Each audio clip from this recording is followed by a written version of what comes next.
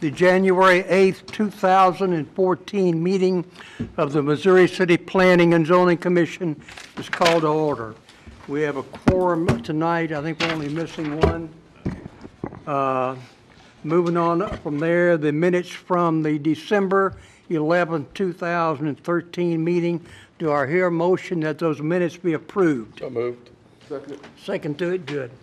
It's been moved and seconded. All those in favor? Those opposed? Okay, those minutes are approved as presented. Agenda item 4, reports. I only have one thing that I want to say. I want to wish everybody here a Happy New Year. Hope you also had a very Merry Christmas. I also want to say that I appreciate all the hard work that each one of y'all have done this past year. And it's time consuming, and it's obvious to me that that everybody has put forth a lot of effort, and thank all of y'all for doing that. Thank you. Moving on, any of the commissioners? Okay, moving on from there, 4B, staff reports. Director? I have 2 items. The first, I was going to point out that the bright young attorney who had been assisting us over the last several months, Ryan Stultz, was going to ask you to bid him farewell, since the rotation brings us back E. Joyce Iyamu, which is good news. But a little further than that, Mr. Stultz's last day will be tomorrow with the city. He is choosing other horizons to pursue at this time, and we certainly wish him the best. Right. And now for good news.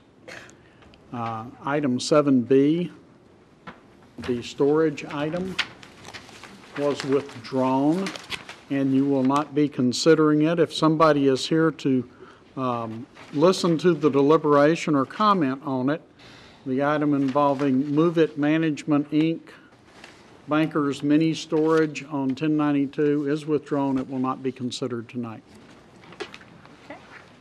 Okay.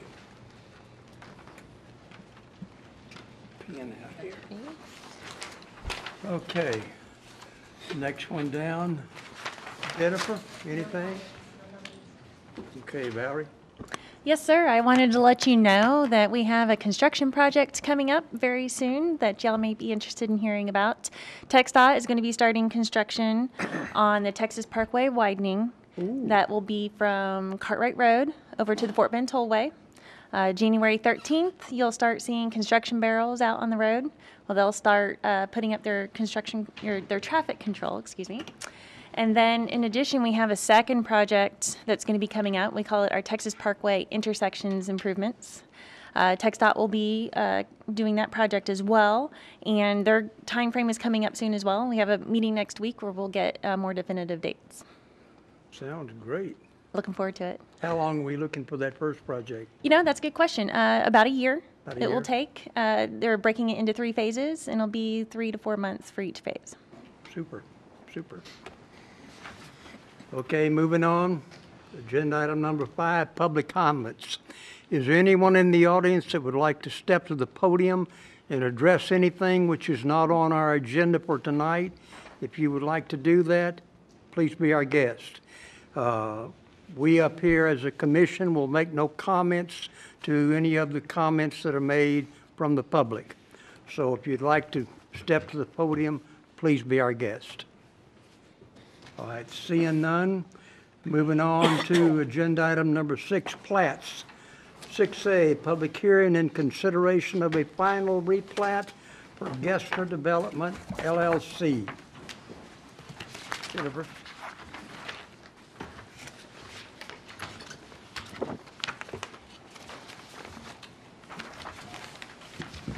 This is a public hearing because it's a replat. This is the former Stock Building Supply campus that was right there at the intersection of Highway 90A and Gessner.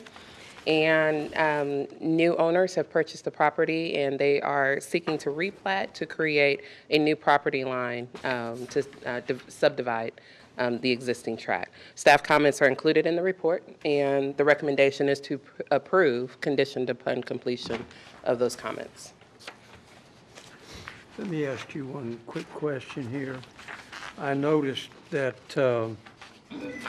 that on the drawing here, one place it showed the area as 7.008 acres, and another section showed 7.009 acres. Which one is correct? I believe, and you're referring to the reserve table, Right. and I believe that that is a rounding Rounding number? error, and we will add that to the staff report. That's what I thought. Okay, this thing shows a final plat as opposed to a final replat on the application. And it is a replat. It's a replat. Okay. All right, moving on here. Is the owner in the audience of the applicant? Step.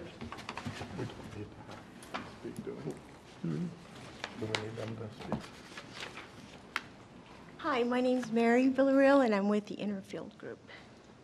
And I apologize that I thought it was going to be a replat, but then I was informed it was a final plat, so I was kind of happy about that. Okay. Okay, do we have Is any? it a final replat? It's a final replat. It's a final plat, I'm sorry. All right. Do we have any questions of this lady at all? Anybody? All right. All right, thank you, ma'am. Thank you, sir. And Happy New Year to everyone. Make a motion to close the public hearing. I second. All right, it's been moved and seconded that we close public hearing. Any further comments on that? All those in favor? Those opposed? Make a Okay, do I motion. hear a motion? Make a motion, we submit this to, or that we approve this final replat. Second. Okay, it's been moved and seconded that we approve this final replat. Any further questions on that? All those in favor? Those opposed? Okay, the replat is approved. Okay, moving on. 6B, Olympia Estates, Section 7 and 8.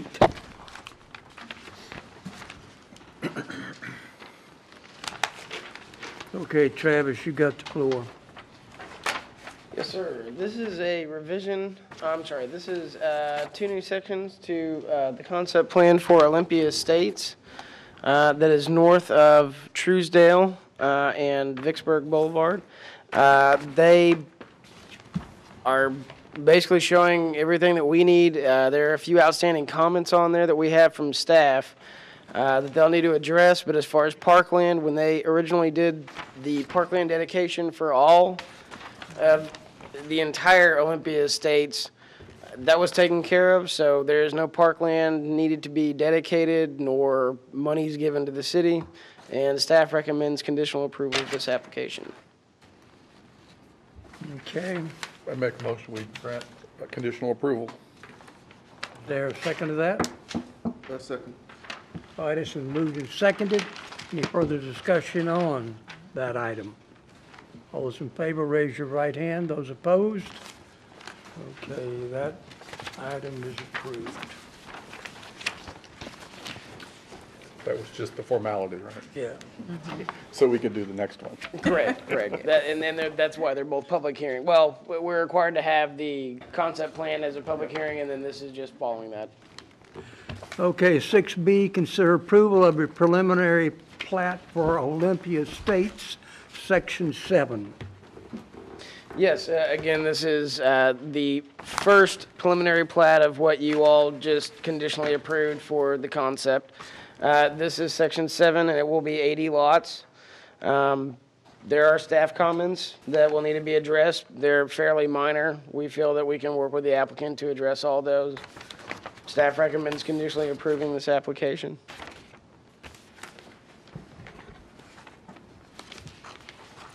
Make a motion that we conditionally approve this preliminary plat. Is there a second to that? All right, it's been moved and seconded.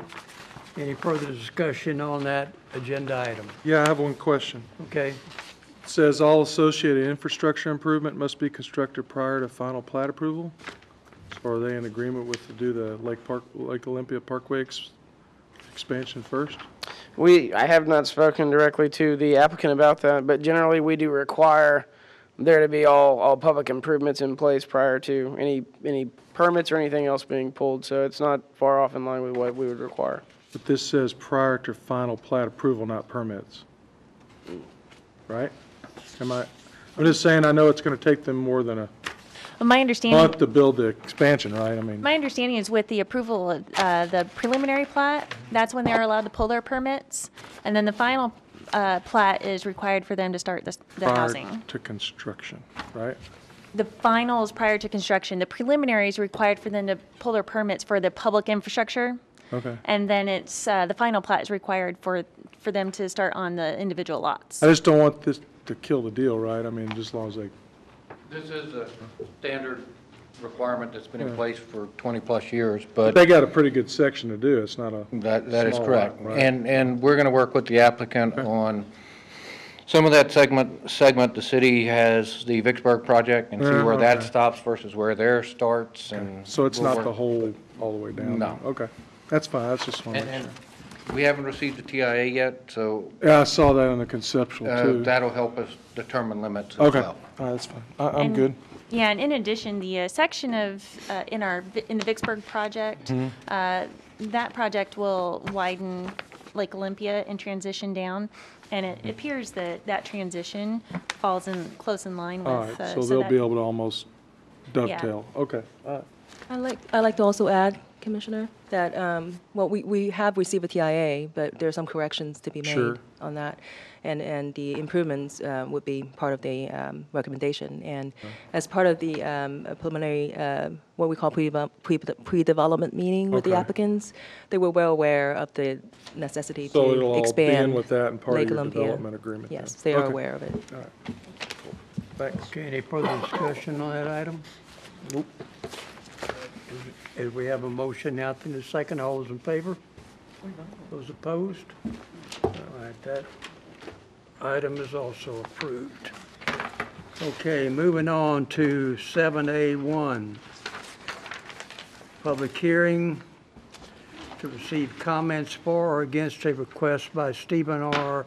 Ritchie, AIA, on behalf of Sage Dulles Limited, a Texas limited partnership to grant a specific use permit for an approximate 2.7056 acre tract to facilitate the development of a private school, or to allow for uses permitted within an LC2 local retail district, and to the extent such rezoning deviates from the future land use and character map of the comprehensive plan, to provide for an amendment therefrom.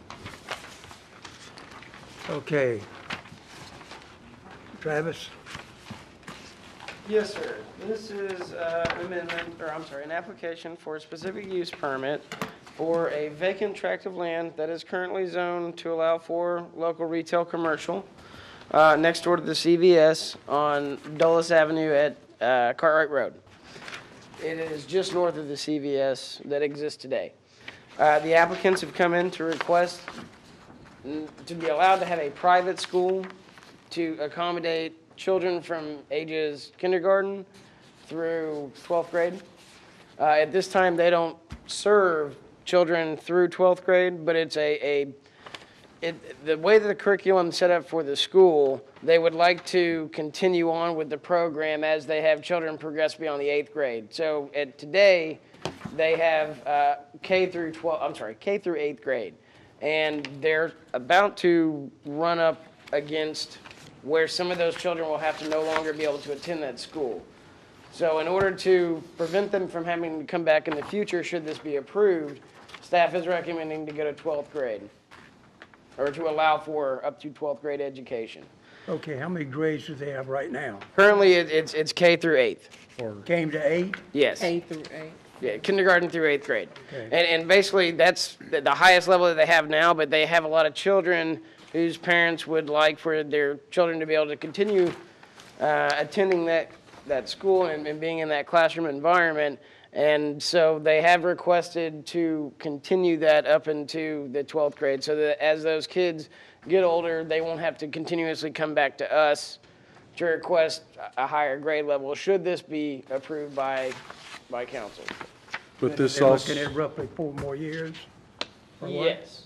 yeah, but it also includes the infant, pre-primary, and Yes. pre-K, Yes, right? I'm sorry, Okay. yes, correct. Yes. Where are they currently Yeah. located? Dulles and they- Lexington? What I said. They're right on that corner? Yes, they're right, do you know Embody Fitness? Yeah. Okay. I'm trying to think of it's at Lexington Avenue and Dulles. Across from the- So north Back in the far corner of this there. location, correct, yeah, if you just go kids due went north there. of this Yeah. direction, Oh, yeah. Kind of tucked they in take a up little a large area in the Yeah, end I'm cap go. of that bit. shopping Oh, yeah, center. it's been there a long time. Okay. And they would be looking to remove their current facilities from the shopping center there and move to a completely new structure, which necessitates a request here.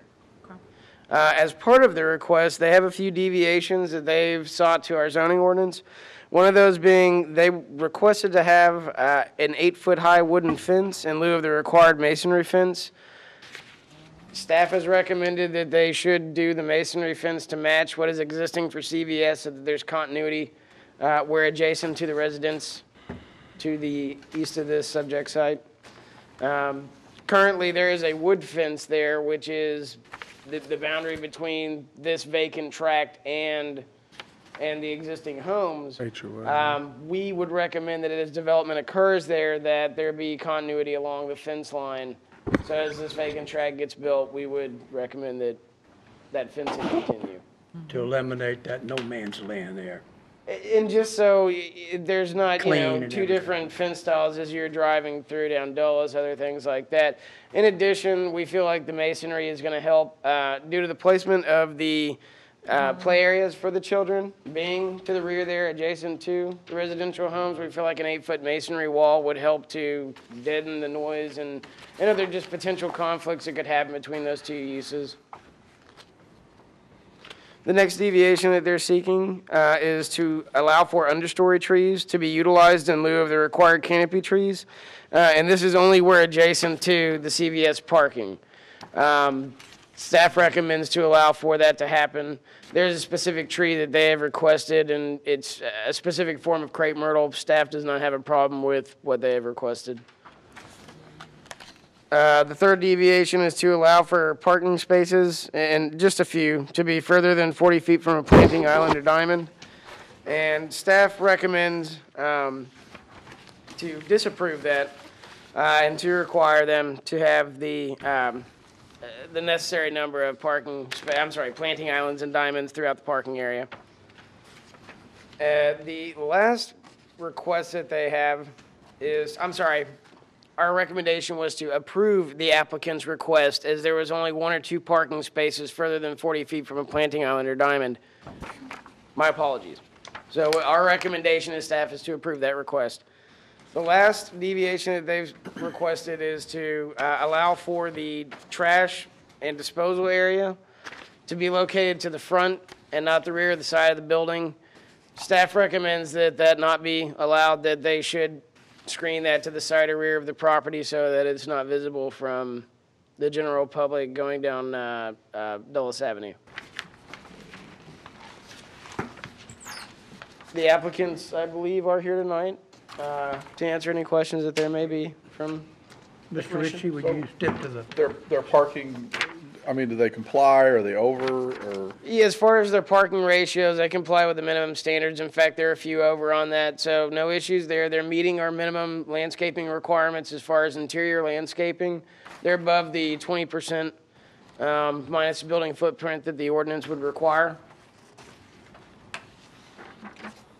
all right, sir, you have the floor. Hello, my State your name name. is Stephen Ritchie. And y'all have your questions? If you were to put the dumpster in the front, where would you put it, knowing that you're going to eventually develop the backside, not now, but future expansion?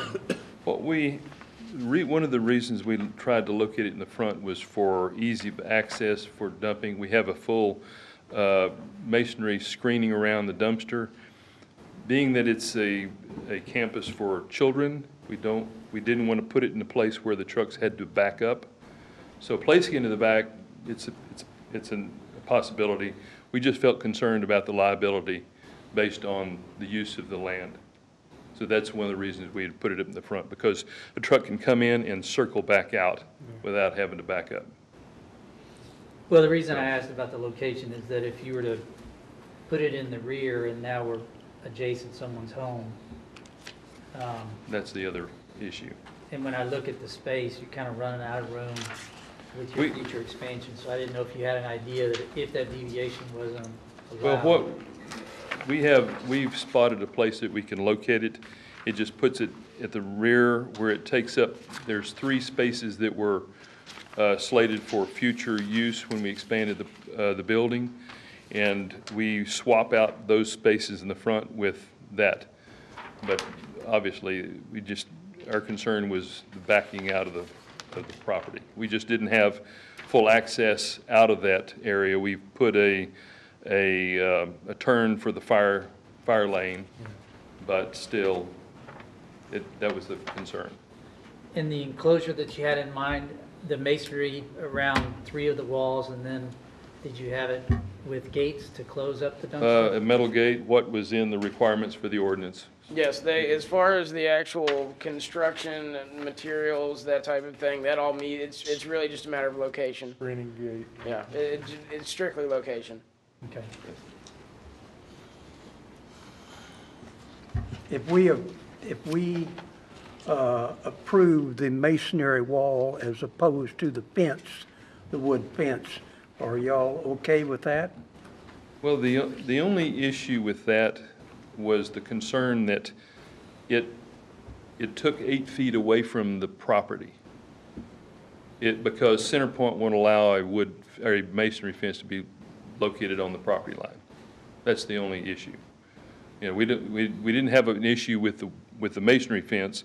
It's just with its location. So which side is CenterPoint on here? CenterPoint's split on the property between the residential and the commercial. There's a 16-foot easement split equally, 8 feet on each side. This Plantation Parkway section? It's one of those common easements that you'll see in between. Yeah, You're okay. right. Yeah. Because this was set up for residential, they're split, okay. Yes. I'm sorry. And the CVS, the fence that's for CVS is on the outside of that easement. And what we are prepared to do is for the public view is put the masonry fence along the areas that are in view of the public. But, you know, we realize what we're asking, but let y'all make that decision finally. So if they locate that fence 8 feet from the property line, how does that affect the 20-yard buffer? They would potentially, well, actually, it would not. Okay. As long as there's 20 feet between that property line. Okay, so it's to the property line, okay. Right, regardless of where that masonry wall is, that could actually You be. don't really lose anything. Basis Well, of but we're that. gonna They create technically a would no lose man's- some land in the rear where you would have the play areas. Yeah. They would lose about 8, yeah, right. 8 feet. Okay, well, yeah, I mean, But other than that, Yeah. right. But then will we also have a potential problem if CenterPoint makes them push it out of the easement? Then we've got their masonry, and then we've got the homeowner, the HOA or homeowners picket fence, and we've got a dead man's land in there, right? That's a potential too. We have seen Now we that. got a trash collector, a dog run, and a crime place. We have seen that. Our generally what we see usually is that the residential homeowners fence, depending upon how it's set up. Now, I will say that the surrounding homeowners, it does appear that there is a slight gap between CVS's existing fence Yeah. and the wooden fence of the residences. I would say that. That's, yeah. So that could cause a potential issue there. My guess is that's why there is that gap is CenterPoint would not allow CVS to place it directly in between those properties, Would on the actual property line. I know how Centerpoint is to. I don't know that but for a would fact, but Centerpoint let if you them- look at it, it looks like that's probably what happened. Would Centerpoint let them do a hybrid? That I don't know. That we have not had any No. discussions with CenterPoint, so I couldn't tell you Which would be, what may be maybe allowed. pilasters with some panels or something that, My conversation with Centerpoint was that they don't deem the wood fence as a permanent structure. And I said, because it's easy for them to knock down. Knock it down, yeah. cut it with a chainsaw and a panel and then try to And- nail it back up with And scabs. the Yes, I've other seen that. option is to double up the pickets and stagger them on the wood, on the Yeah, 8-foot which wood means a fence. shadow box type So picket. we're more than happy to work out with staff to see what can be done. How It do y'all just- feel about security-wise for the back from the residents for just only having an 8-foot fence? If what? From the residential side to your children's, which is obviously gonna be We set of would play area and stuff. replace the existing fence with a 8-foot fence. Okay. So it's not a And matter. what's the masonry has to be, what's the height on it? 8 12? foot. Oh, is it 8? I'm Yeah, sorry. they're both, they're saying basically Okay. the same height and everything, but just allowing it for it to be wood in lieu of the I masonry. guess I just don't want the gap, for sure, whatever it is, because I think that's just painful for everybody, I It think. leads to maintenance issues. And then you'll have the HOA guys will be upset about it, because it'll be behind people's homes, and so there'll always be who takes care of it, right? It's like an alley that can't be used as an alley, right? And so we're over 400 feet Yeah, it's a good chunk. off of Dulles. though. So visibility from the street, It's not too bad, especially if they landscape. What's the landscaping gonna be along the backside? There's also going to be a fence along the northern property line for the play area. Right. So it's, nothing is 'Cause you visible guys, in there anyway. By law, actually have Yes. to fence it in, right? Yes. I guess my only other concern is this is gonna be a play area, but if you go K through 12, what are you gonna do for sports facilities or anything else in the future? A lot of it is dealt with private sports facilities, swimming off-site. Okay. Things like that. They don't have room for any fields. Yeah, I mean, that's what I'm saying. Property's kinda small, so. Yes.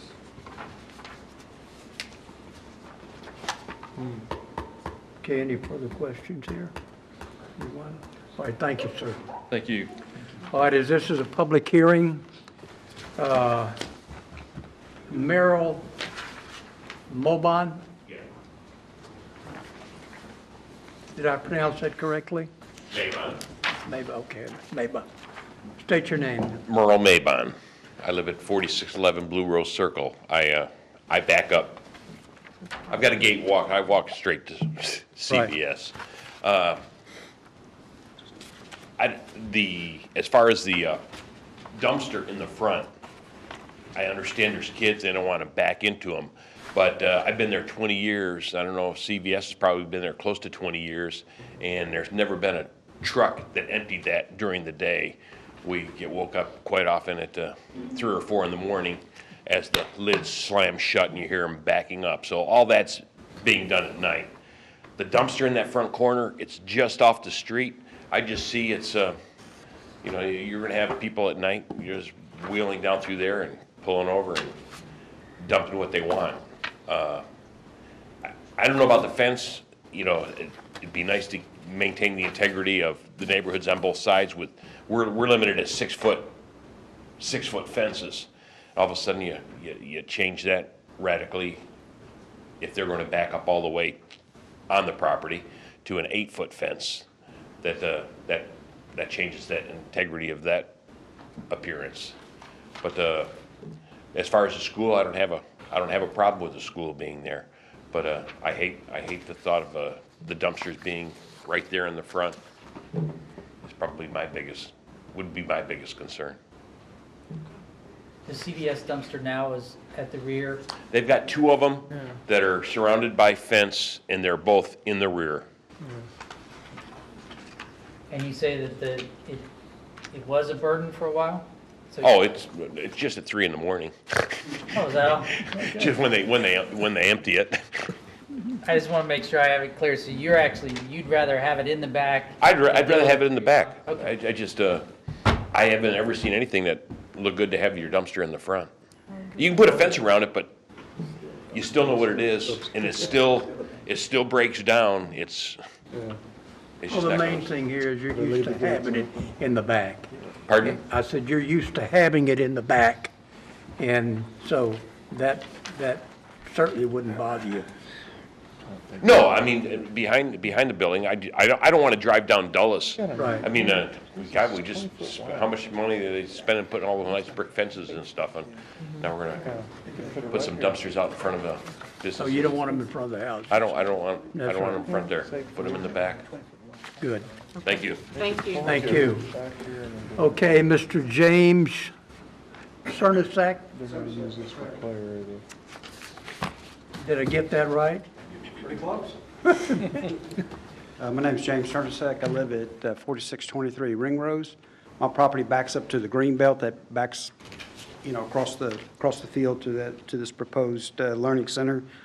I got 4 concerns. One, the additional noise. I call it like background noise. Kids during the day playing outside. I mean, they're talking about 131 kids capacity. That's a lot of cars, kids. That's a lot of just additional noise that I'm not used to today.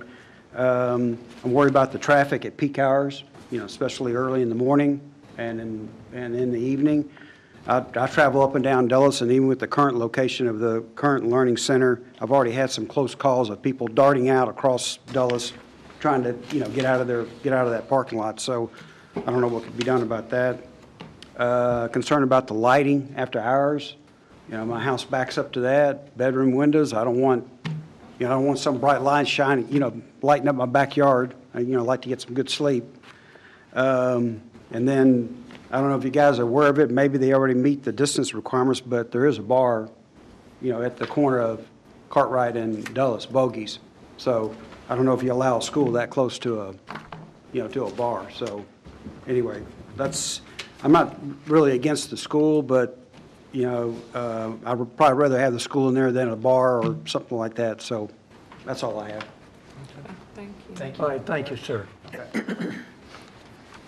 Okay, do I hear a motion that we close the public hearing? Somebody else in the audience? I don't think. Make a motion, we close the public hearing? Second. I don't have anybody else to speak. Okay, has been seconded, moved and seconded. Who made the motion, you? I did. And you seconded? All right, it's been moved and seconded. All those in favor, raise your right hand. Those opposed? Okay, the public hearing is closed. Do I hear a motion from here? I make a motion that we submit this to City Council with a positive recommendation. Got to move the dumpster in the back. And, Agreed. man, I don't know about this fence thing. That fence. I'm thinking the 8-foot wood fence is going to be the best I think so. kind of option for this particular location. And the residential gets a brand-new 8-foot privacy. Yep. And, Right? and probably it's pretty old to begin with, right? I So, guess, and it's only 6 foot, right? So Yeah. And another then, 2 feet will help with vision. so we got the trees we're okay with. We got the few parking spots that we don't care about. Moving the dumpster probably fixes that anyway. I think that's all. And we're going with your 8-foot wooden fence, Yep. right? Okay, I second the motion. Okay, it's been moved and seconded. Any further discussion on this item at all? Anybody? I have one more thing to ask. Right. But what if we could find out if Centerpoint would allow, what did you call it? I call it a hybrid, which would be Hybrid brick fence. pilasters with wood fence, but if he's saying all they want is wood, then they probably won't bend. No one else Centerpoint is. We can get with the applicant and speak with Centerpoint. My guess is they would be less concerned about pilasters than they would But then the question would be pilasters, how often, that kind of thing. Right? Oh, yeah. Right. Well, the issue is with the easement is if they have to dig. They're gonna have to Yeah. dig right where one of those pilasters is. Oh, yeah, sure. Yeah. Of course. Well, if they bring in a truck, so they basically just want to pull it down and pull in on their easement. Yeah. So, I mean, that's, All right, any Stick- other comments? Stick with the wood fence. probably. You just, okay, stick with the 8-foot. I mean, and again, if it can be improved, like he's saying, like a shadow type fence or a split fence or something. Yeah, I To mean, work with the residents, I think that would probably be not a Sure, bad idea. if they were able to work out something above and beyond the 8-foot wood fence, Yeah. then Just a single the way picket. that if you this wanted would be written wouldn't hinder that if they Right. were able to do that. Yeah, so the key is to not create the dead man. to- Yeah, I Yes, really I agree. have that. Yeah, that's- It becomes a maintenance problem. It does. It is a Somebody. maintenance problem. It does. Okay, it's been moved and seconded. All those in favor? Those opposed? Okay, agenda item is approved as presented. Okay, moving on. Next item has been pulled, as we were told at the start, which is B1. And we don't have to make any, No, we don't have to do anything, right? no, it's been pulled. Okay, C1. Okay, public hearing and consideration for a plan development amendment. Gary?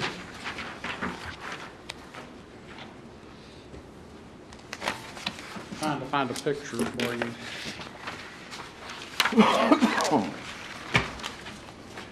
I believe everyone is familiar with the Rocky Creek Crossing development, or as we know it, PD 54, out on Highway 6.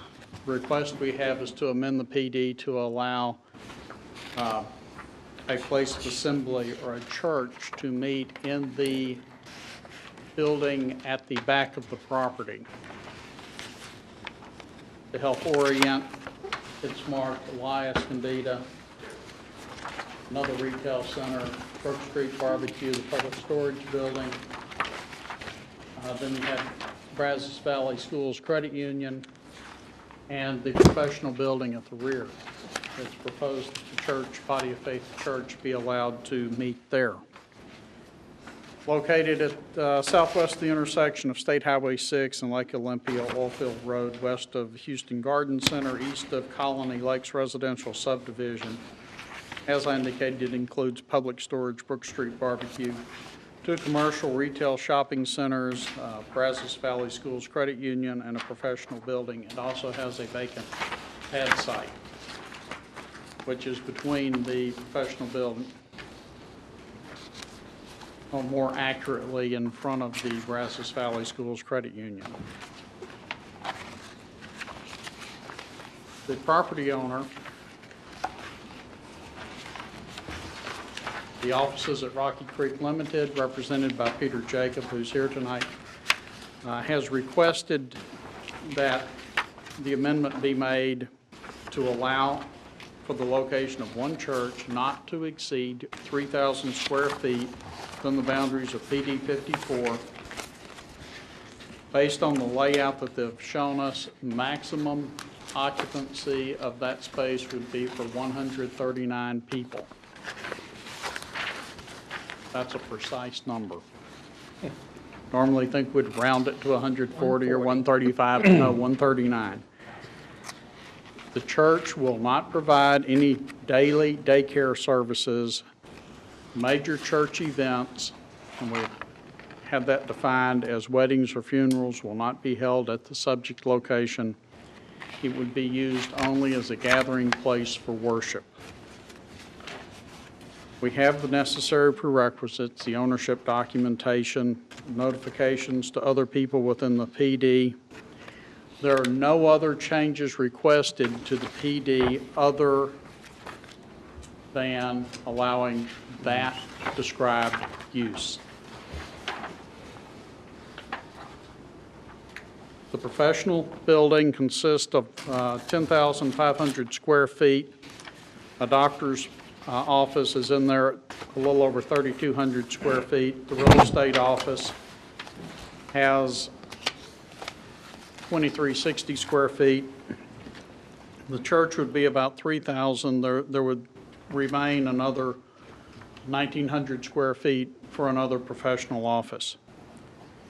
In the other two retail centers located within the PD, there roughly 50% of the leasable space is vacant. Our code of ordinances prohibits the sale of an alcoholic beverage by a dealer whose place of business is within 300 feet of a church or hospital. Now, if the church or hospital moves close to the place that sells alcoholic beverages, that's okay. We prohibit those places from coming in close to an established church or hospital. Similar to the last case, Bogies is already there. The school can move close to Bogies. Bogies couldn't move close to the school. In the event another business were to come in that sells alcoholic beverages, in this case it'd have to be a package store. We do not, the PD does not allow for lounges. If a package store wanted to open, it could possibly be affected. It's a unique way that you may be familiar with on how you measure the distance from a church or school to the place that sells. Primarily, you start at the front door, go out to the property line, follow the property line around corners, directly across intersections, along the property line until you wind up in front of the front door of the other establishment, and then you go straight to it. So it would almost have to be in the same building, maybe in the pad site. I have not measured that, but looking at it, I suspect it probably would not prohibit a package store in the pad site. Originally, I think there was a package store in one of the retail centers in the front. If that were to come back, it's much further than 300 feet. It would not affect them. After Gary, giving all of that background, I'm sorry. let me ask one question. The real estate group, don't they own that building? Yes. Okay, they do. They do own it. So they're Okay. going to lease it. Yeah, they want to lease it. And this may be a little easier to see.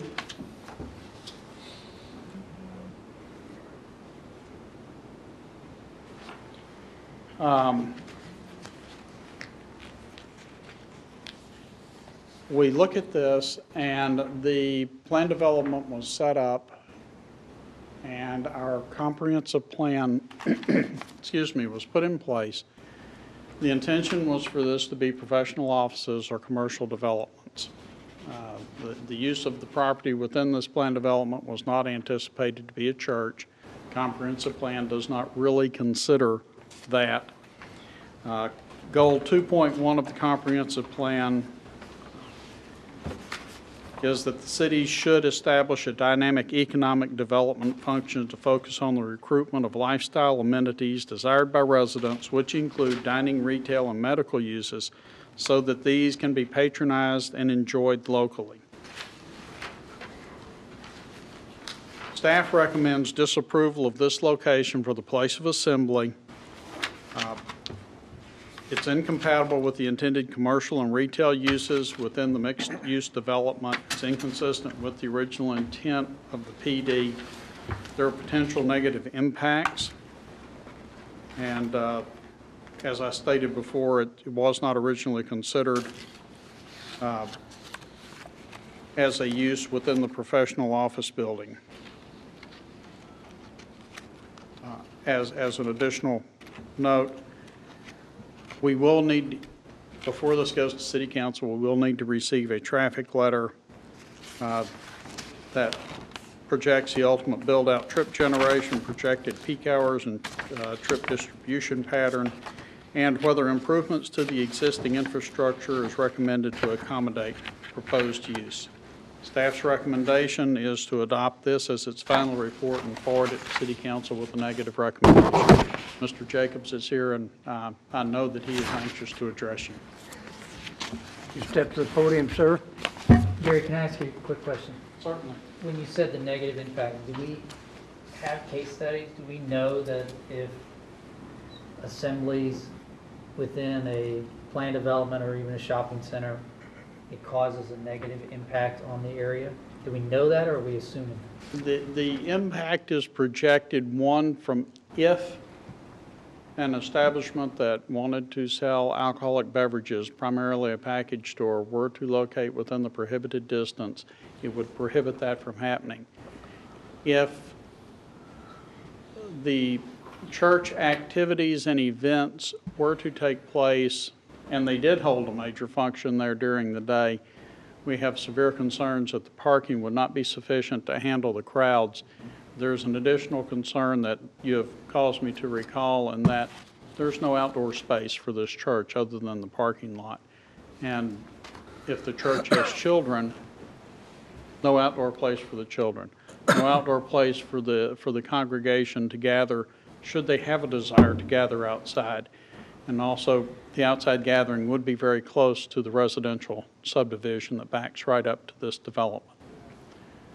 Those are the negative impacts that we're looking at, and we're also very concerned about preserving our commercial area. While this, as proposed, and I'm sure Mr. Jacobs will tell you in a minute, will not affect the taxability of this property because it remains owned by the real estate group. It would not be owned by the church. However, any personal property that the church owned and put there would not be subject to taxation. Scott? The other consideration for the commission, when this PD was originally approved, it was with the concept of development with 7-day-a-week activity in it. Church isn't consistent with that concept of 7-day-a-week activity out there. You know, commercial activity rather than just at church time. And we recommend based upon sustainability in the city as well. Right. We're talking about a room that's probably a little bit bigger than this. 3,000 square feet, is that what you said? This room 3,000, yes. Not 3,000 square feet. So it's like 2,200 square feet. So, I mean, are we really thinking that every weekend there's going to be 139 people that are going to be in there? Well, that's part of the issue. If this was a different type of development as the PD was originally conceptualized, it would have a more frequent activity, which we feel would be a better benefit for the city. Okay, thank you. Okay, Mr. Jacob. Good evening, Chairman, Commissioners, staff. Name, please. My name is Peter Jacob. I'm with Rubicon Realty Group. I am one of the owners of the offices at Rocky Creek LTD, the applicant. I've talked to staff, and they've gone ahead and put down some ideas and some issues that, Gary has gone ahead and addressed. And, some of them, are hard to rebut. But I think that when we went ahead and did this, obviously it's a fairly substantial commitment just to get the application and go through the process.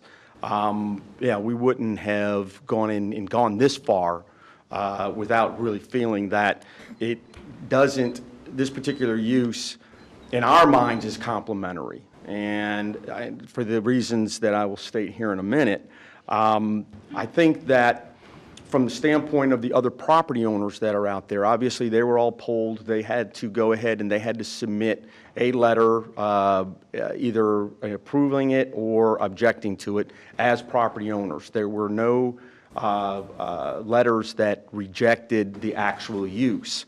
The shopping center owners did not respond. So, obviously, if they did object to it, they had their chance to do so. They failed to do it. I tried to follow up with them on a number of occasions because I wanted, full, recognition from all of the owners out there as the master developer to hear everybody's opinion on it. And we've got, like I said, out of all the owners, they were the only ones that didn't respond. What we thought was when we first went through this and it came to our attention, we kind of weighed some things out. Obviously, a church, you see a lot of them in retail centers. A lot of them are startup and ultimately, they expand. there's pros and cons. They're not taxpayers, they're not property taxpayers. In this particular case, as Gary indicated, they are a tenant.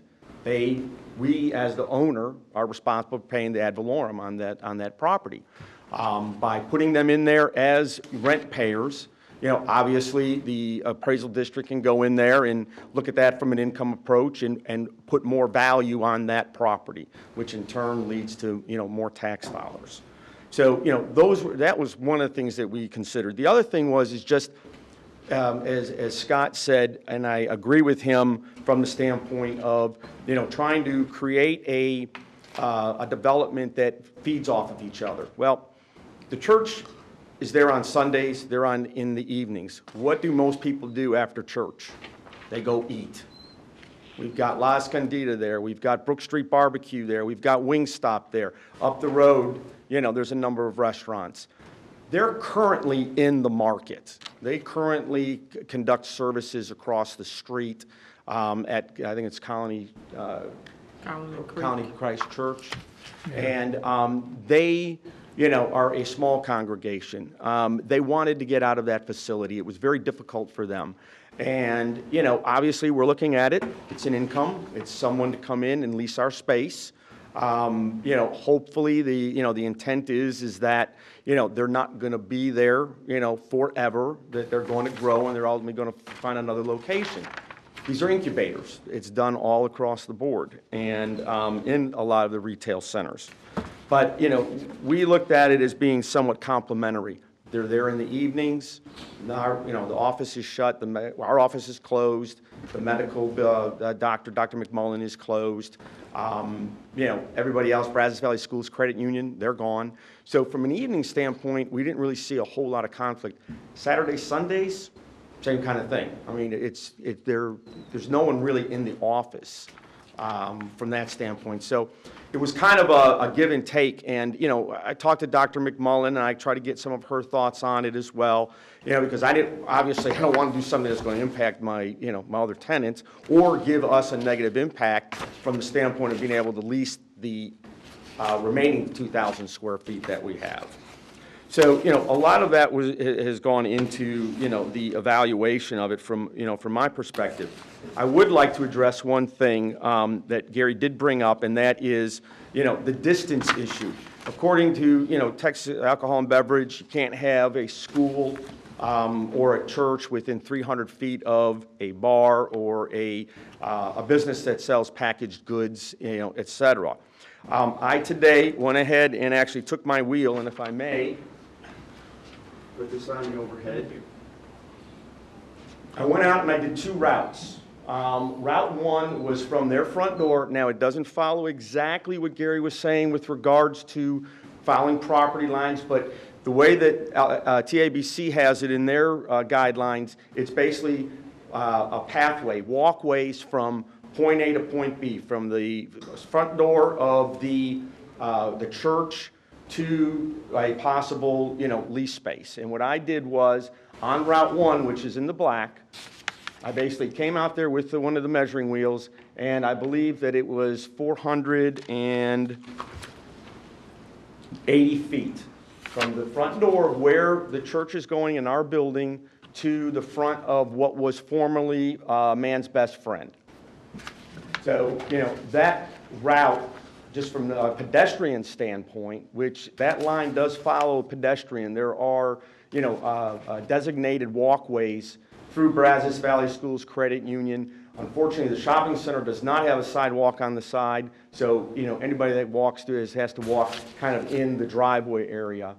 But that was, Route 1. Then what I did is I went to the front door of Brook Street, and I took what I would consider a route that I walk at least once a week, because I eat there, and look at it from, okay, how far is that? Very non-scientific, but that was 535 linear feet. If you all recall, and I'm going to digress a little bit, but there's a point I want to make. When Minute Maid Park was developed, there's a church right across the street from it, and how they got around it is exactly this. They went front door to the intersection, crossed it, to what they designated the front door of the stadium and exceeded the 300 feet. And that's how Drayton McLean was able to get his liquor license. So, you know, it's some semantics in there. The point is that it far exceeds, you know, what TABC, and I understand the concern, you know, that the city has with regards to, you know, prohibiting other businesses from coming in. And believe me, I'm not real happy. Well, I used to own that shopping center. We developed it. 50% occupancy is not good. They lost a number of tenants out of there. It doesn't reflect well on us either. But, you know, the thing about it is that business spurs business. And, you know, yeah, it's not a business, but it does create activity. In closing, you know, I just want, you know, to say that I understand where staff is coming from. You know, as they say, no hard feelings. I have to work with staff. I've enjoyed working with them. I've been in front of you a number of times. I think we've gone ahead and proven that we put good developments on the ground. I tried to limit and really hone in on specifics as regards to what would be allowed in this development. The idea was, you know, a 3,000 square feet, even if someone came and bought one of the buildings, those buildings are all in excess of 3,000 square feet. Brook Street Barbecue is almost 4,000. Brazos Valley Schools Credit Union is 3,500 square feet. Each of those shopping center buildings are 7,500 square feet. Public storage, that speaks for itself. The only thing we have left is that small tract of land, and we've been talking to an end user for a business for that particular tract. And the idea is that, you know, it would be a lease space. They would be no more than 3,000 feet leased. You know, how it's written, you know, I leave that to the attorneys and all of that if it's acceptable. So with that in closing, if there's any questions, I'm more than happy. I appreciate the time, and it's good to see everybody. Happy New Year. Thank you. Thank you very much. Okay. moving Make a on. motion that we close the public hearing since there's no public. That's right. Second to that? Second. All right, it's been moved and seconded. All those in favor? Raise your right hand. Okay, do I hear a motion about this project? Anyone?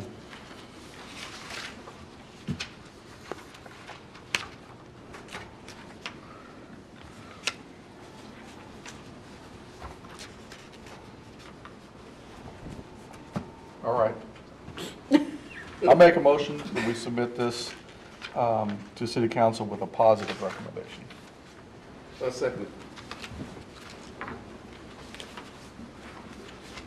Okay, it's been moved and seconded that we submit this with a positive recommendation.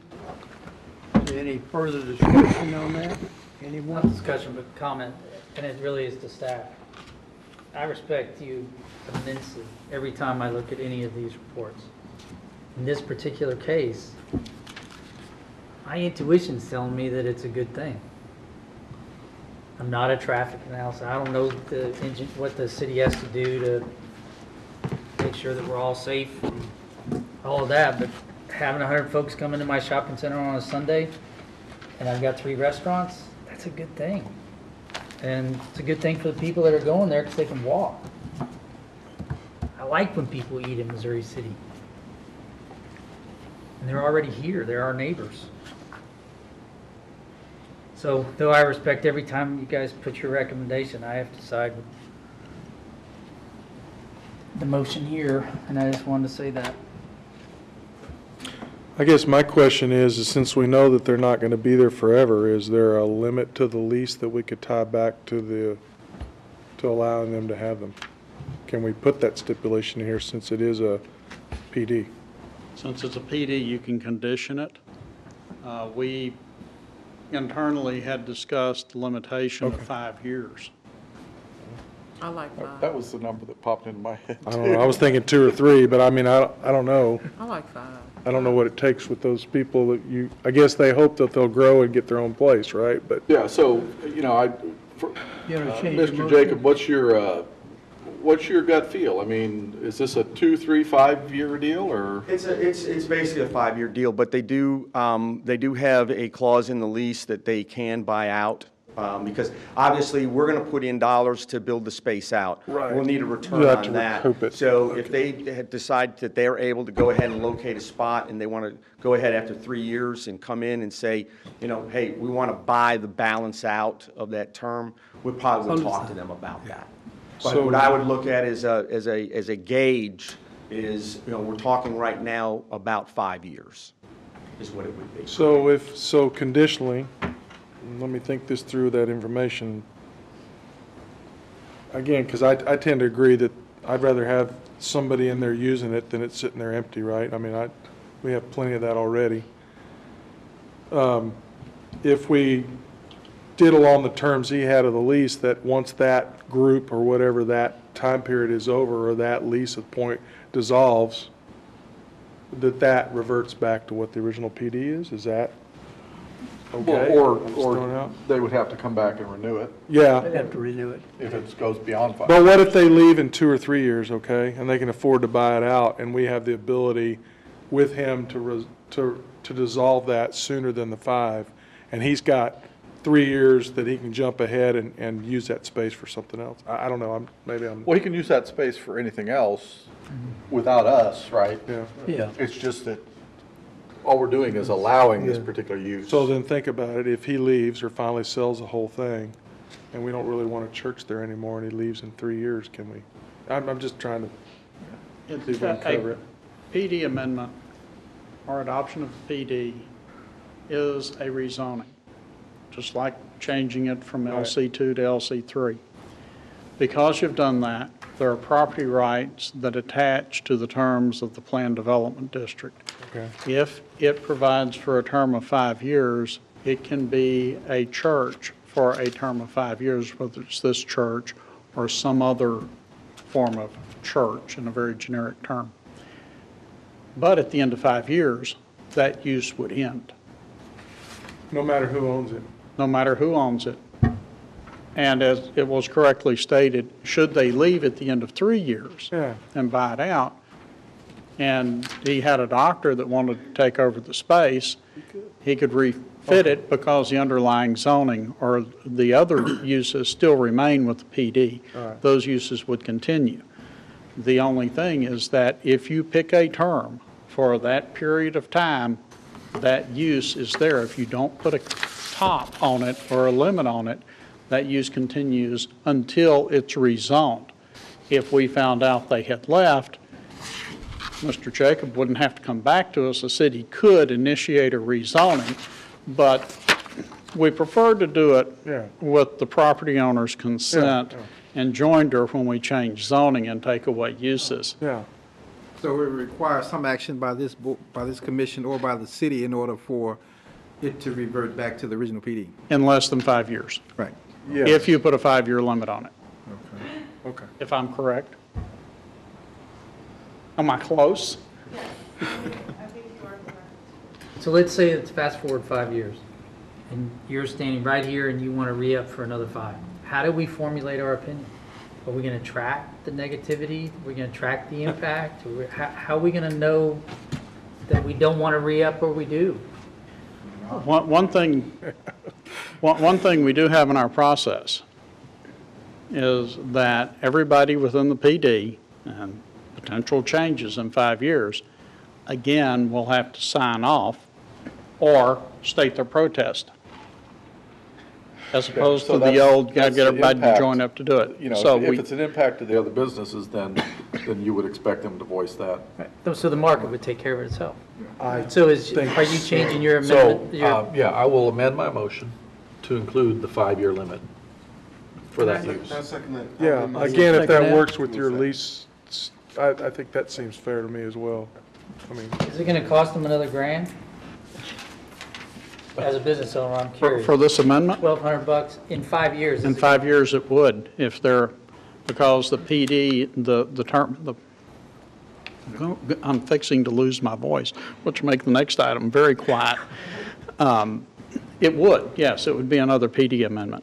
Okay. But hopefully at that point, he would have a new tenant in there that basically would, I would pass it Well, I on. can't see this church staying at 139 members for 5 years. No, that's kind of my thought, if it's a viable church, right?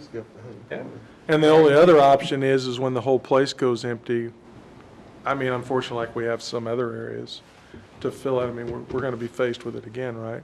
Other Well, they areas that obviously aren't have so momentum. nice.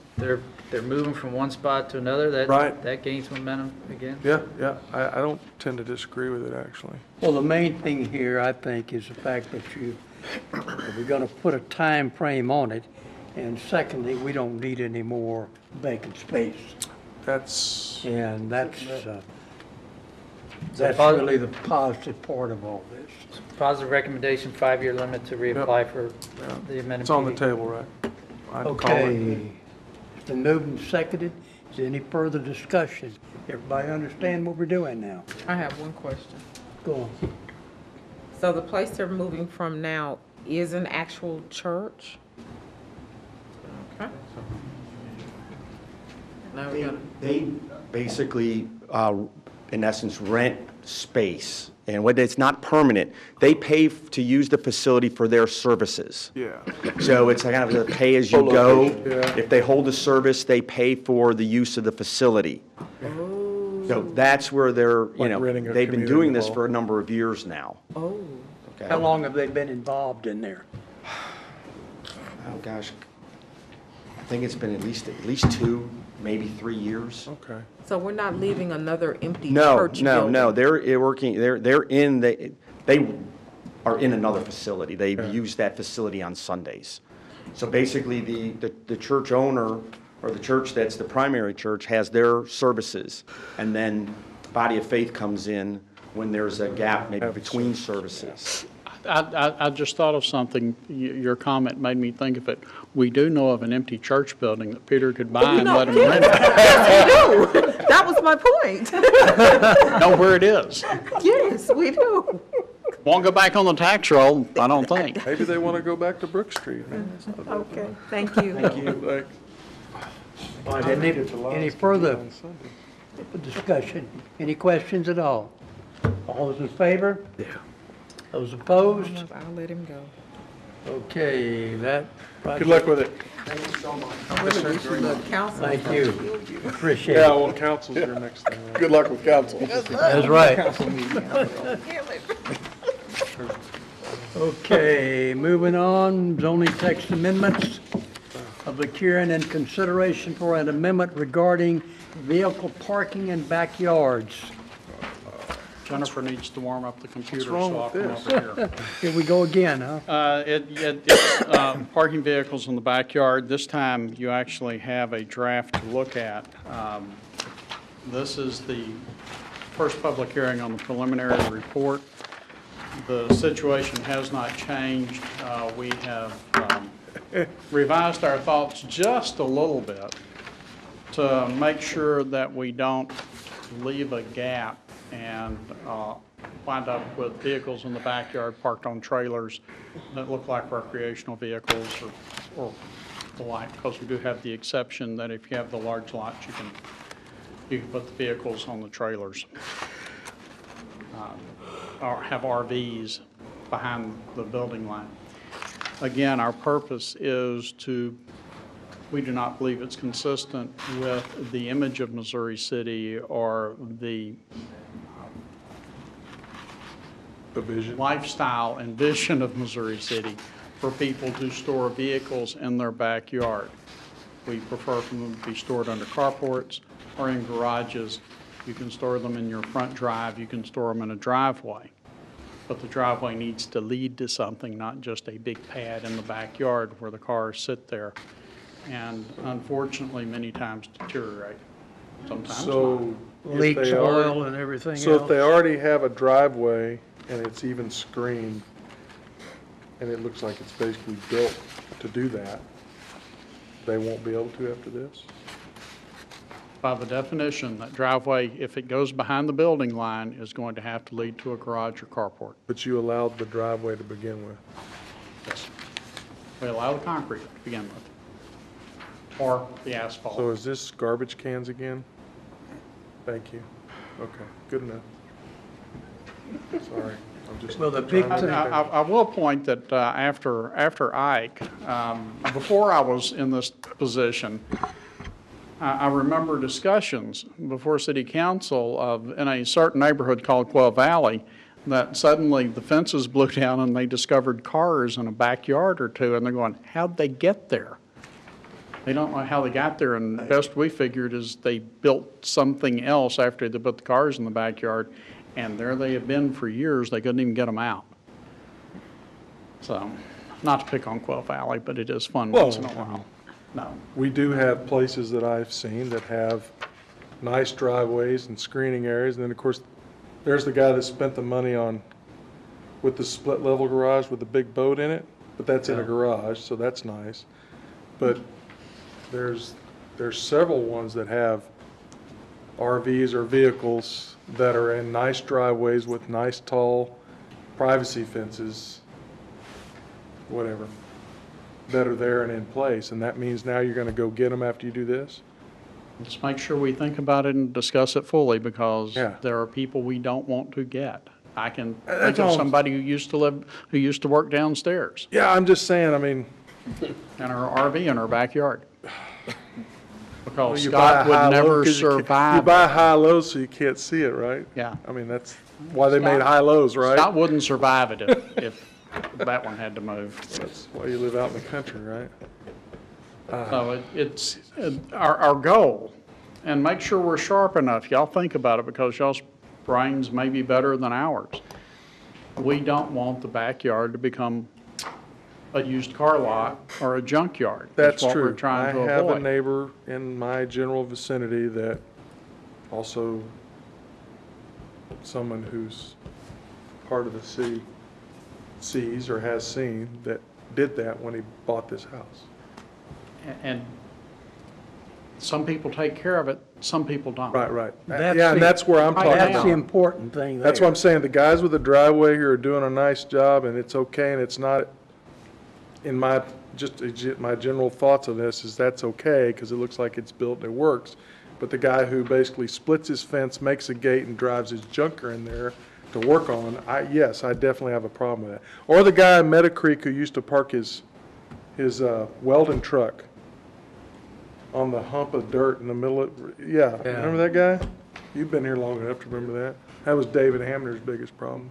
But You know, that kind of stuff, yes, for sure. our regulations now provide, if you have a junk vehicle, not a junk vehicle, but in the junk vehicle provision, if you have an antique vehicle which has a certain age on it, or a special interest vehicle, which doesn't have to have a certain age, or a part of one of those, special interest is, it has to be factory, unmodified from factory, or a part of that vehicle. You can keep it if it's behind a screening device in your backyard, and that could be a fast-growing shrub. Yeah. And our experience has proven to us, in at least a few cases, that's not a strict enough rule for Missouri City. Well, you know, I think if we get into something like this and we start allowing vehicles to go into backyards and so forth, for every person that you find that would do something like that and do it properly, take care of the area, et cetera, you're gonna have 1,000,001 individuals that are gonna have nothing but a mess. It's gonna be worse than garbage cans. And the fact that you've got this fine in here of $500 for every time you violate this thing per day, that should curtail it right there. It's an educational issue. That's right. But this is citywide.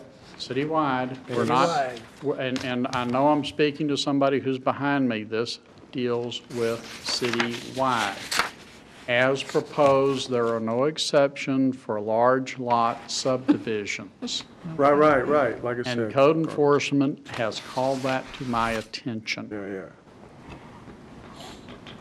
Why did they do that? Call it to Because attention. they said they don't believe there should be distinctions between average subdivision lots, Yes. the bulk of town, and large lot subdivisions. i.e. garbage cans. South side of town, Same thing. because they have So as large long as lots, they can built- park on the grass. What's As long as good they for built the a carport Yeah, back there. that's Well, fine. that'll have to be approved. And put in an all-weather or dust-free driveway. That's free. Okay. Oh, Good idea. You did a That's good free. job with this. But on these large lots, they don't allow fencing if they back up to your neighbor's fence. So there are all these, just wrought iron fence. I'm not gonna get in this debate. I mean, I didn't Well, know we we started had this too late, problem. If John. we had the problem, yeah, if this is gonna solve it, great. But my guess is it's only gonna happen when somebody calls in and says, hey, my neighbor has a Right. car, and now you have a law that code enforcement can go do it. But if you have a car in your backyard has been there for so many years, are you really gonna get the $500? Do you think these people really have $500 a day? They're gonna look at you going, I'd be happy to move it, but I don't have the money to move it. What are you gonna do? We're going to notify them first. So, yeah. We're not going to cite them directly to Laws court. They will be affect notified people that don't have first. any- So here's the thing. Being from Quail Valley and on the HOA board, and was left before the new deed restrictions came in, the whole thing of going into people's backyard becomes an issue. Yes. So this is the same issue, and again, all you lawyers in here, Discovery's I never an got issue. I never got a straight answer out of the lawyers with DeSantis and them with regards to going in and looking at people's backyards or even looking from the golf course that we had the ability to do deed restrictions in that manner. But, so how does this affect the city that I'm gonna go into someone's thing to prove it? You're gonna have to look at it from the curb line or the right-of-way line, right? We are obviously, as we do with every other code enforcement case, we observe it from a place where we have a right to be. Okay. If you invite me into your backyard and I happen to be tall enough to see over the fence, not peep through a knothole, I'm with you. Thank you, keep going. there are cases about that. Bucket trucks. I guess we'll use our bucket truck to go look over the fence. Now, if we have reasonable suspicion to believe and can appropriately state the case, we can pull an administrative search warrant and enter a backyard to search. Okay. Matter of fact, So the neighbor's house behind. we they- don't go they into don't- someone's backyard without an administrative search warrant or their Unless you're permission. invited, like the neighbor next door does a complaint and they can allow you and you can, something like that. Yeah, there's an old Justin Wilson joke about that. I think I've heard it. So there is a mechanism, in fact, to determine whether or not there is a junk car in somebody's backyard with, not within the appropriate city ordinance, right? We're going to have to work primarily on a complaint basis. Yeah. That's how most backyards work. Quail Valley being a bit different, Well, because we can put somebody in a golf cart and stay on publicly owned yeah, property for all the golf course properties, and yeah. see into backyards. We call it clipboarding, but that's okay. That's fine. So, but primarily it'll have to work on a complaint-driven basis. Yeah. But if I, as a neighbor, knows that my next door neighbor has some junk cars back there, would that be reasonable suspicion to obtain a administrative warrant? Especially if you invite somebody into your backyard, Yeah. then we don't even have Which to name you. is similar to the dealing with the pools and the Same health. thing. Right? And cars Okay. are easier to see than dirty pools Yeah. because they're above ground. Okay, Yeah. that's fine. I'm just trying to understand how you're gonna deal with it, because I know that was an issue for that and didn't get really addressed. It's very parallel to that. Okay, all right. Okay, any further discussions here? One question. Would it make sense to give 1 week notice for them to clear and then go, like you mentioned? I would anticipate we will give them at least 10 days' notice. Okay. We hardly, unless it's a major risk to health or safety, or a trash can that they've been notified on before. At Or a 6 car o'clock. parked on the grass, Same day, yeah. or a few other things the city council has said, no, we're tired of this, fix it. We hardly ever give less than 10 days' notice. okay. Some days we give more than that, sometimes we give more than that, based upon the circumstances. If you have to rebuild a wall. But we're to gonna give you assess the more fine, time. they actually have to come into court? Only the judge can assess the fine. Right. Yeah, so they'll We actually have cannot. to come to civil court. That's right. So we don't act on this, we just have the public hearing, right? Preliminary, you pass it to the final report at the next meeting, unless you say you don't want to hear any more of it, and we may still bring it to you for a. Okay, do I hear a motion that we So direct the staff? So moved. What do we need to do? It says, Oh. oh, is this a public hearing? No, I got lost. Yes. Make a motion to close the public hearing. Okay. Second? All those in favor? Okay, do I hear a motion There's that no we motion direct? needed. No, We No just had motion it. needed. Okay, now we're going to a final report. Then when they come back with the final report, then we make a motion. Okay, all right. Okay, moving on, agenda item number 9 here. Are there other matters within the jurisdiction of the commission or the Capital Improvements Advisory Committee? Comprehensive Plan Annual Progress Report. Hi, Jennifer. Hey, Jennifer. Quiet over there. I know, that's a little unusual for me. But I'm going to be brief. Okay. I know, I always say that, right? I am, though. All right, I had a snack. It's a new year. All right, that's it, you're done. Okay. I am done.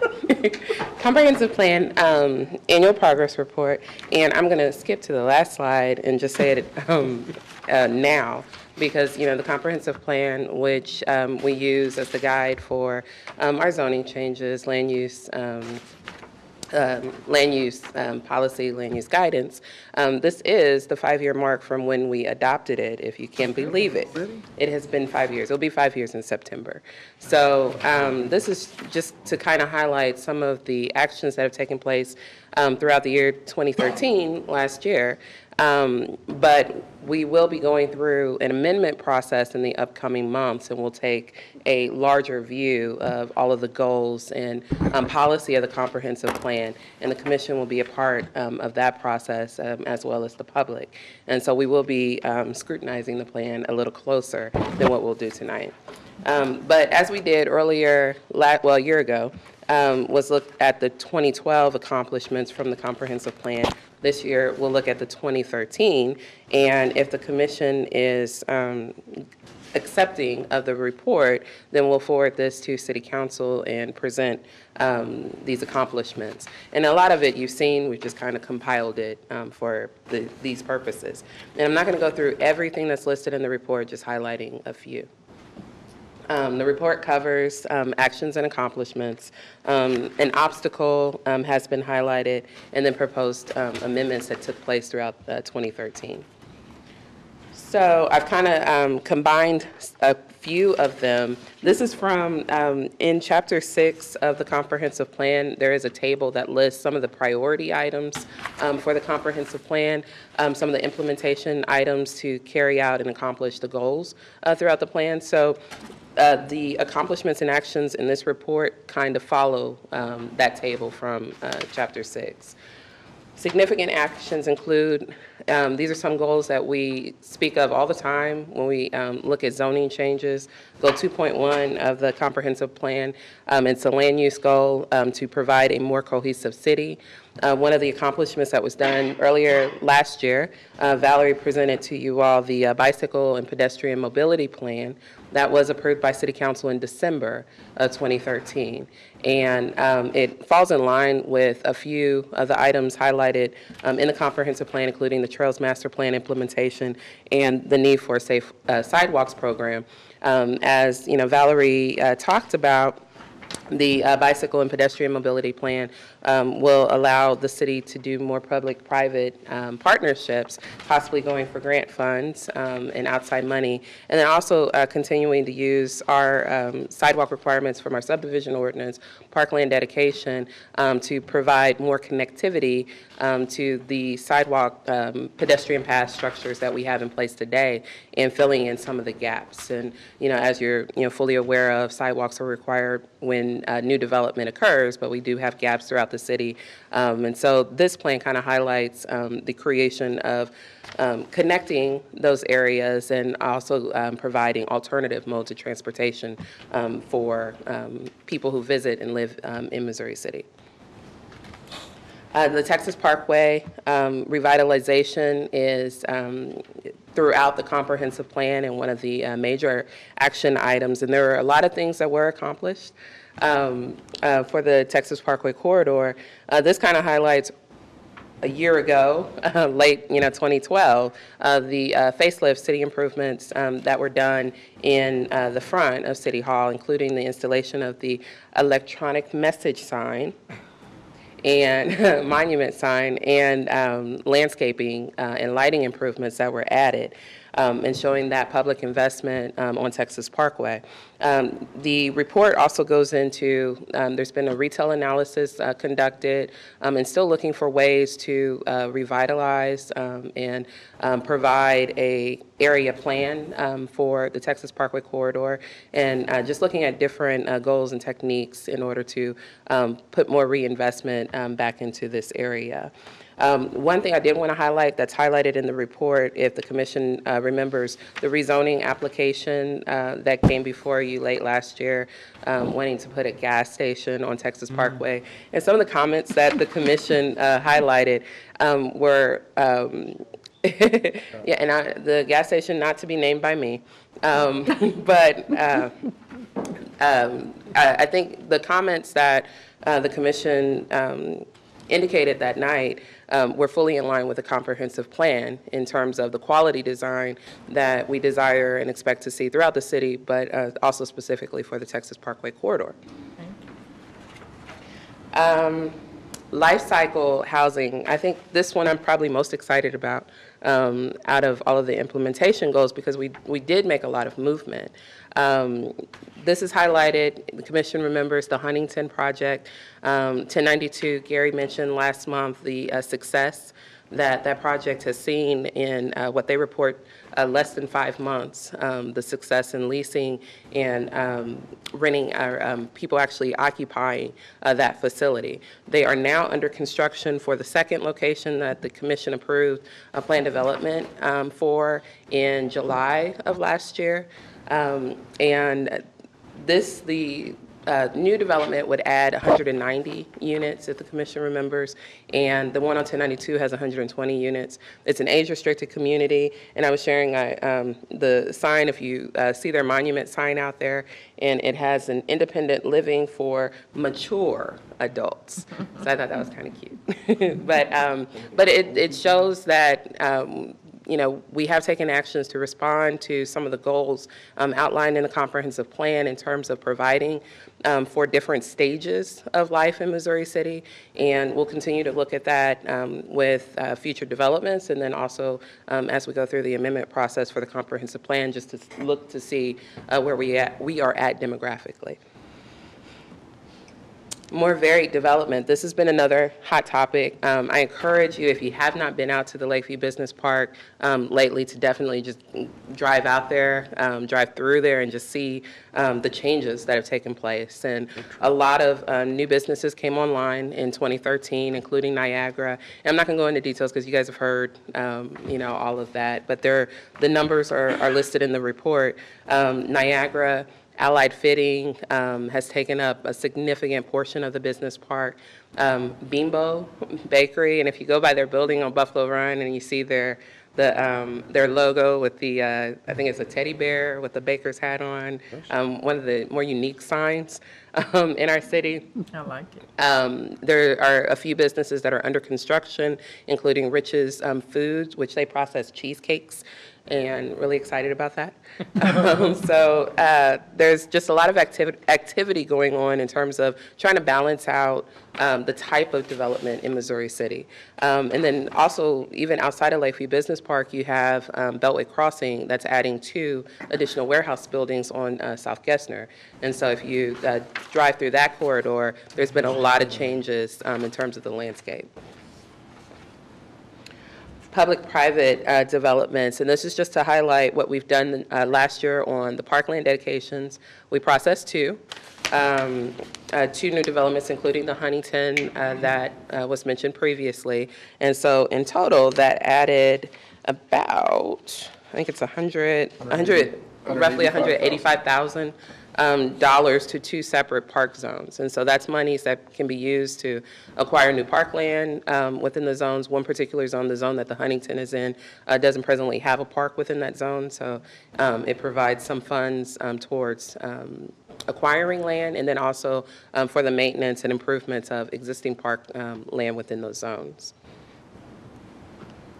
And then public-private, I will highlight the New Missouri City Animal Shelter and the continued focus on resource conservation and protection and quality design. And it extends to our public buildings as well as to private buildings.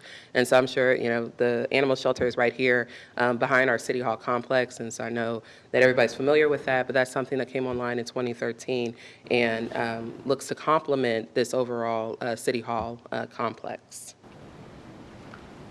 And so that's really all I have to highlight tonight. Like I said, this is 5 years from the time that we adopted this last comprehensive plan. So we will be coming in the upcoming months to talk about the process to amend the comprehensive plan.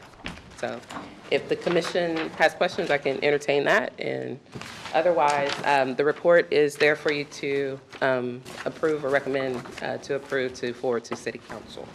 Okay, do I hear a motion that we adopt this as our final report? So moved. And forward to City Council. I'll second. Okay, it's been moved and seconded. Any further discussion about this item at all? All those in favor? Those opposed? Okay, this is our final report. Mr. Chairman, if I may interject on the animal shelter, I'm sure Scott will tell you it is always available for tours. Let them know that we'll be happy to give you a tour, and on the way out, they will give you a sample puppy or kitten to take home with you. A sample. A sample. If I can add, If you release them in time. Okay. Gary, if I can add, I think our animal shelter is truly an amazing one. I have a rescue. I rescue dogs. That's a passion. And we have rescued a few from the Missouri City Animal Control. Nice. The beauty, if I can just take a couple of minutes, I'm very proud of the people who work at the animal shelter. I've had so many occasions I've reached out to them, and believe me, their responses have been truly, truly amazing. I agree. And their attempt is not to get rid of the animal, but to try and save them. And I'm really proud of them. Thank you. We just delivered an animal to British Columbia. Wow. Super. Yes. That's neat. But we are on Facebook, okay? Our animal shelter is on Facebook. Tell your friends to like it and probably save some animals too. Okay, 9B, election of a commissioner to serve on the CIP committee. Make a motion that Mr. Levy, the representative on that committee. I second. Okay. Who seconded? I second. He did. You did? Okay. It's been moved and seconded. Any further discussion? All those in favor? Okay. Any other comments about anything? Good night tonight. Tough night. That's right. It was kind of tough. That whole fence thing. It'd have been tough if that deal hadn't been pulled, let me tell you. Oh, I was so glad that got out of here. All right, we're adjourned. Let that get out of here.